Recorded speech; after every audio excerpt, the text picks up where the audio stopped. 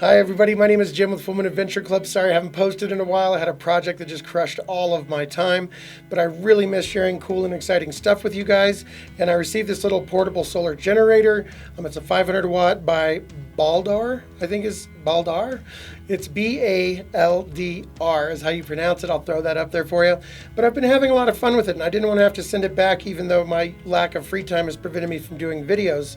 So I thought you guys might find it interesting. I've certainly had a lot of fun using it over the last couple months, and so I thought I'd share this video with you guys just to say hello and share this cool thing with you. If you end up being interested, there are links down below that'll take you to Amazon or their website where you can pick one of these guys up. It's built like a tank. It's a 500 watt pure sine wave inverter with 464 watt hours of lithium power in it, and it's really been performing well. It's one of the ones that I kind of go to on the shelf right now just because it's small, lightweight, portable, and it's been performing really, really well despite me just beating the heck out of it on all of these real projects that I'm doing. So without further ado, why don't I show you guys what I'm talking about, and we'll check out some of the specs and what I've been using it for, and you can decide if this is something that's right for you. Let's jump right into it. All right, so as we open up the box here, and this is a reusable box. It's got a handle on it, which is nice, so you can kind of keep it stored, protected, keep it in the box, whatever you want to do. We have the unit itself. We're going to set that to the side. Then we have our power brick adapter right there for AC charging. You're also going to have a DC charger, and also your solar connectors as well. You can hook up to 100 watts of solar. And so as we put this to the side, there's not much to it. You have those three different power sources, the booklet, and the unit itself. Why don't I take this to work and throw it in the old light box so we can actually get a better look at this thing? And there's a chicken for some reason. Okay, so I threw this in the light box here, and as you can see, we're kind of rotating around. It's got these silicone corners on it, as well as this silicone grip handle. Everything in orange there is silicone, which I like. It gives it a good feel. It protects the corners from hard bumps and abrasions, and the handle feels really, really sturdy in the hand, and it's built like a brick. The rest of it's hardcore plastic. And I really like the way it feels. I've been really beating it up, and we'll get to that in a little while. And it's also recessed, so it kind of protects the LCD screen and also, you know, the plugs and stuff like that. In this view, you can see that I have the handle light turned on. It's got that LED light up in the handle. It's quite bright. Or you can switch it to that side flashlight, which is also bright and will run for a very, very long time by themselves off of this battery. It also has a fast wireless charger on the top, so you can just drop your phone on there and it'll charge right up, which I think is very, very cool. So when it comes to plugging things in, you actually have a pretty good variety of options here as far as ports go. You have your cigarette lighter adapter, those two 12-volt out ports up top, 12 volts, 10 amps out, and that is regulated DC power, which is awesome.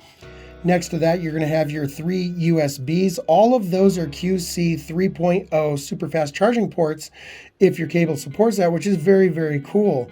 You also have that PD port down below that's going to put out 60 watts. So you can actually run a laptop off that PD port.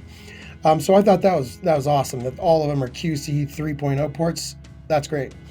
Next to that, you're going to have your AC outlets there, and that's going to put out 120 volts of AC current at up to 500 watts pure sine wave inverter, and also with a 1000 watt surge. And above that is the charge port where you can plug in your AC power brick, your car DC lighter charger, or your 100 watt solar panel to keep this guy running, which I think is really cool. So that's a really nice setup, and I really appreciate that all of the USBs are putting out a lot of power, so that's pretty cool. The display looks great. It's got input power, output power. It's got a hour time gauge on it. It's got a battery percentage gauge on it. So a lot of great information on that LCD screen. That's all the things that I really appreciate on a display screen. So it tells you what's coming in, it tells you what's going out, it tells you how long it'll last, and it gives you the battery percentage and the wattage being used. So that's great. So you can really control your power and decide what you want to run and how often. And you can also tell what devices take the most amount of power because it's going to tell you right there on the display. So I think the display is also a home run.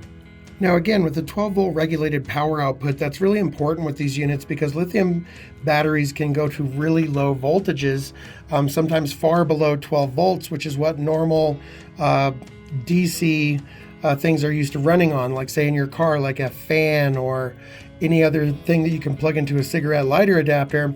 They're designed to run at 12.6 volts or above. And so if you have a lithium battery that's starting to go down to 11 volts, your fan's going slow, things aren't running right, you can do damage.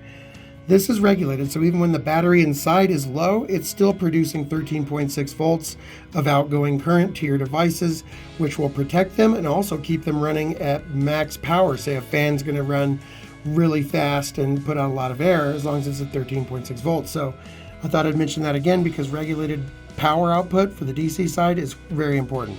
As far as the charging times go, if you plug it into the wall, you can recharge it completely in 4 to 5 hours.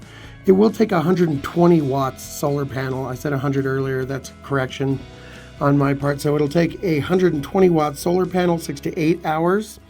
And if you hook it up to your car, it'll take about 7 to 8 hours. So not bad there. At least you can charge it in a day, no problems. Take it camping again. That's not bad at all. All right, let's get some testing on this guy. I did hook this up to see what kind of power we're going to get out of it. I fully charged it up, and then plugged in this little guy, which is going to tell us the capacity in amp hours and watt hours and all that good stuff. And as you can see here, we're drawing about 5 amps, which is actually about 70 watts. And that's actually a pretty decent amount of power to be pulling out of this for the entire test. With one of these testers, you would usually use a much smaller wattage to get a much more accurate result, but I wanted to get a result if you're actually running like a 60 watt light bulb or something like that for this amount of time. And it ran for about 6 hours and 34 minutes. You can see we had a capacity of 3.27 amp hours, and it came in at, let's see, 425.45 watt hours, which is about 40 less than what it was supposed to be. But let's keep in mind, I was pulling out a lot of power, not a minimal amount of power, to actually test the batteries. This is what you would get in a real life situation. I also cooked some meatballs in a crock pot, and we had to go out to the barbecue early. And so it was an hour drive and the meatballs weren't done. So I plugged in a crock pot, my dog collar, and my Harman Kardon speaker to charge on the hour drive out there, so the meatballs would be finished. They were still like cold in the crock pot. And so that is on, that is running. And you can see we're running at about 287 watts. And so it's going to power all of that stuff on the drive out there.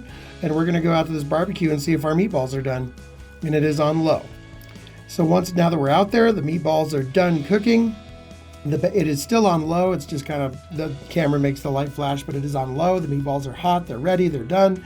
The collar was charged, the speaker was charged, and we were down at 33%, still pulling 283 watts. So that was a total win, and we still had some power left over if we needed to charge phones or anything else.